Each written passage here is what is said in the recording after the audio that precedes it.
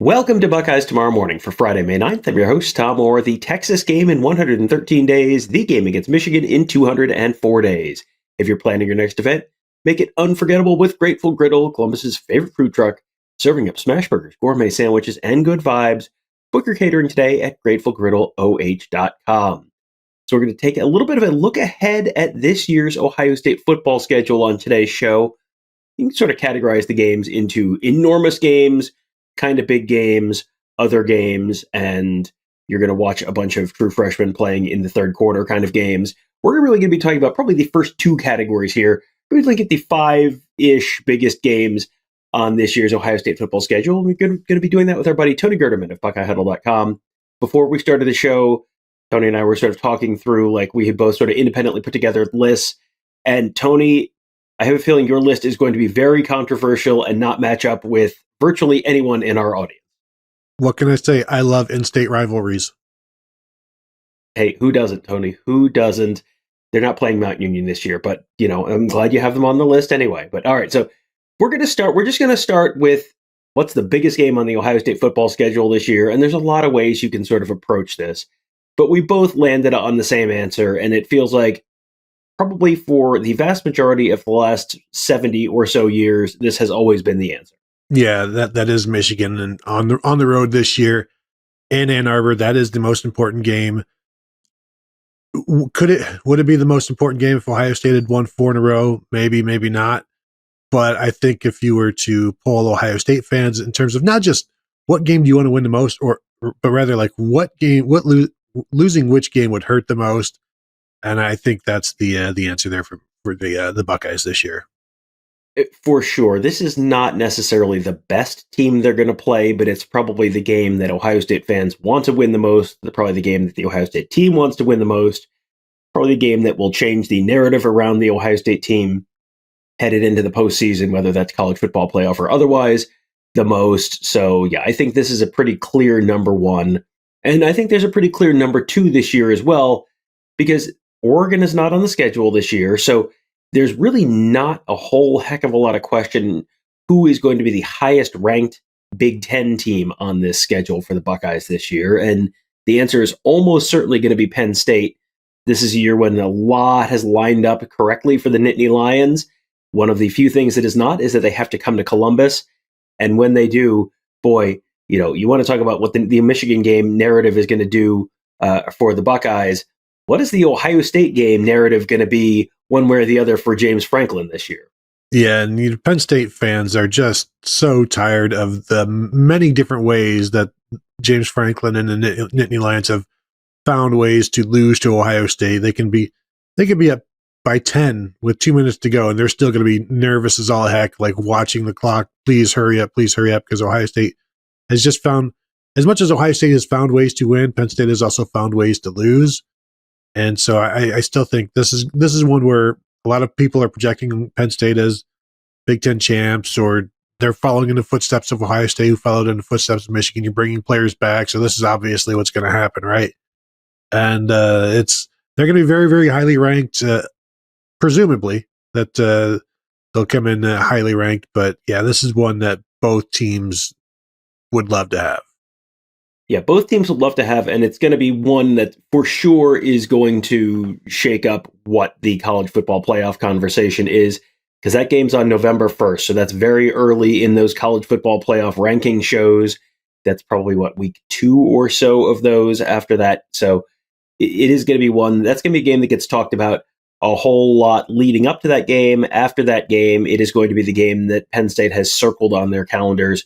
It's been the game that Penn State has had circled on their calendars a lot of times, and that has not worked out real well for Penn State, but they have a chance to right that this year with a pretty impressive team overall. They've added, they've solved a lot of their problems, it seems like, potentially in the transfer portal, but none of that will matter if they lose in Columbus on November 1st. There will probably be plenty of grumbling about James Franklin if they cannot win that game.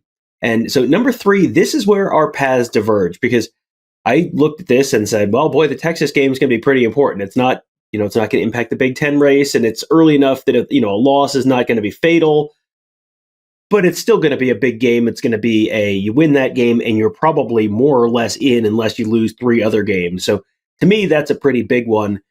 To you, though, you didn't even have that one on the list. So I think why people would think the Texas game is an important one is probably fairly self-explanatory. I'm interested in your thoughts on why the Texas game is not one of the 5 biggest games on the schedule this year. I think it's arguably the biggest game nationally in terms of, everybody's going to want to watch it. Hopefully it's 1 versus 2 and the voters decide to manipulate things and have that be 1 versus 2. So it's a big thing. It's an event. But you just said it doesn't impact the standings. You have 11 games, 12 games after that to overcome that loss. So to me, like, you can win it, but it doesn't mean you've done anything for your Big Ten hopes. You can lose it. It doesn't mean you've done anything for your Big Ten hopes. So these games are done with the understanding of a loss doesn't kill you. It doesn't even hurt you. It's the losses after that where the hurt actually comes. So that's why I don't have it on my list, and as I'm, putting this list together, it's like, well, where's Texas? And then I just keep talking myself out of it because it doesn't keep it. Ohio State can still, like this. I think the other thing, Tom, is this is a very difficult Big Ten schedule.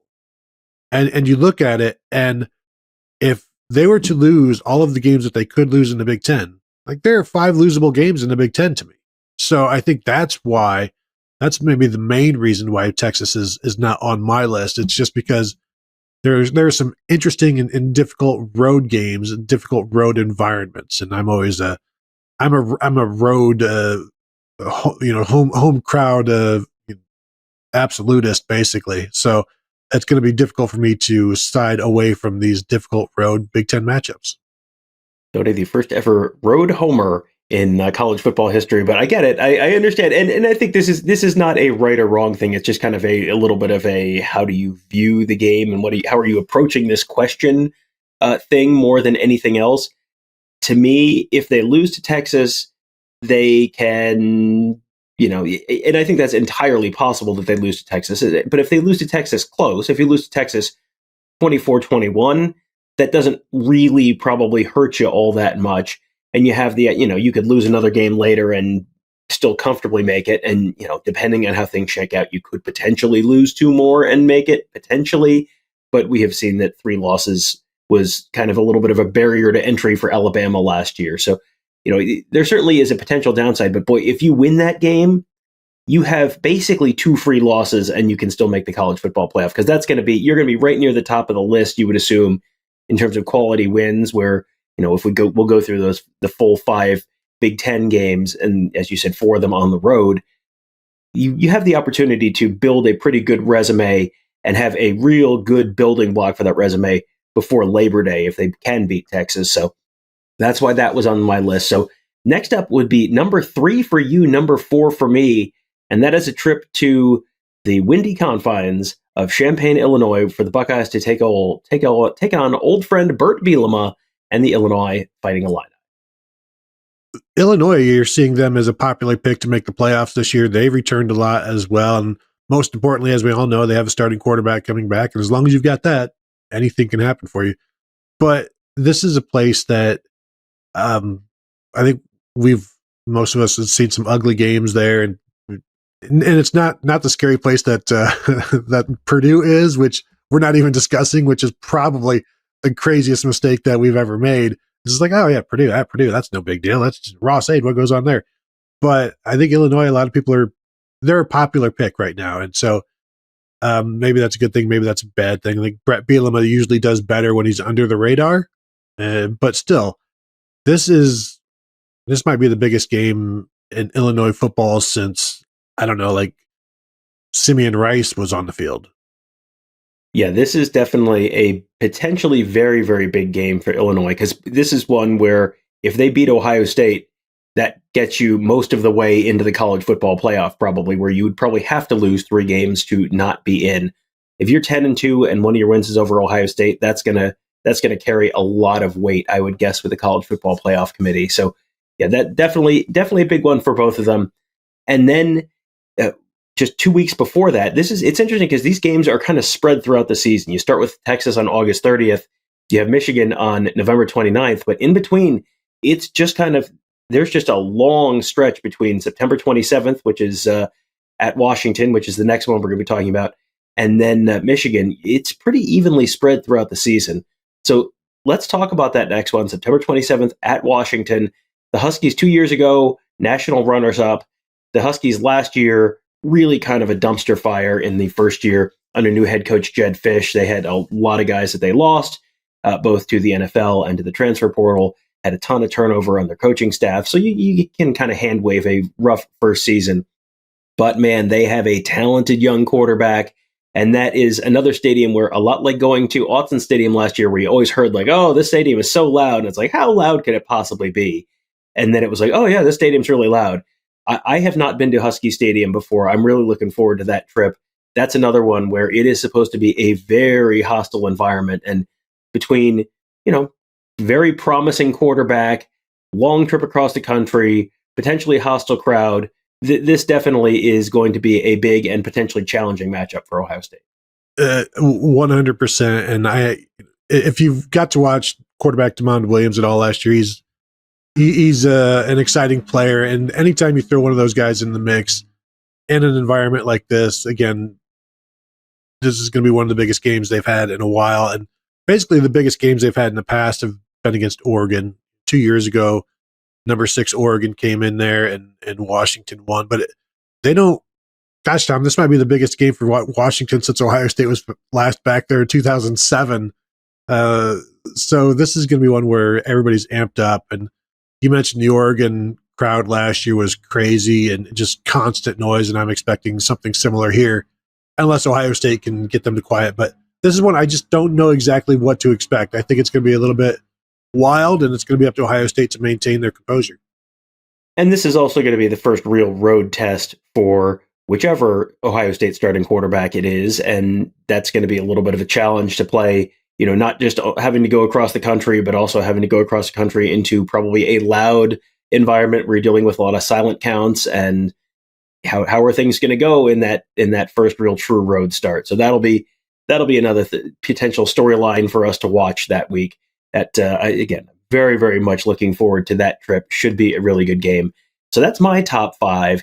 Your top 5, and round it out with the one that I had number 6 on my list, and that is October 18th at Wisconsin, another place known for a rather loud and rowdy crowd. Yeah, seen enough top Ohio State teams lose there to know that it's no easy thing. And no matter how ordinary Wisconsin can look from year to year or week to week, you go in there and bad things happen, and bad things can happen. I think it just depends on how injured Wisconsin is by the time Ohio State gets there. If they're beaten up, then the Buckeyes will be fine. But I don't think you can ever go in there and just assume things are going to go well. So that's why I had them number 5 on my list. And Tom, the last thing I'll say on the Texas thing, if Ohio State loses to Texas, all of these games become much more important as well. But like you said, I completely agree. You beat Texas, and then you can pick 2 of these games. Just take them. They don't matter. But if you lose to Texas, then things start to get a little bit concerning. Yeah, for sure. This is the benefit of scheduling a big non-conference game early. You have a little bit more leeway, a little more room for error than you would have in previous years. And if you win it, boy, you're in really good shape. But man, if you lose it, you're a little bit behind the 8 ball relatively early. So we will be there for all of those games this fall. Tony, Kevin, and I on the road with the Buckeyes, of course. But we have a ever-growing team at BuckeyeHuddle.com covering all facets of the Ohio State football program and Ohio State athletics on the whole. Just added Berm to our team. He and Mark covering recruiting. Got Andrew Ellis there on our board as well, doing a bunch of recruiting chat there. Got our whole team of X's and O's gurus there as well. That is all to make you a smarter football fan. And that is all on the Huddle board presented by Jeff Ruby's Columbus at BuckeyeHuddle.com. We hope to see you there. First month, just $4.99, and there has been an absolute boatload of content for you there. Just over the last week or so since we added those new folks to our team, we got Kevin and Mark on the road for our Southern Swing recruiting trip. Tons of content. We hope to see you there at BuckeyeHuddle.com. That'll do it for today. Thank you guys all for joining us. Have a great day. We'll talk to you tomorrow.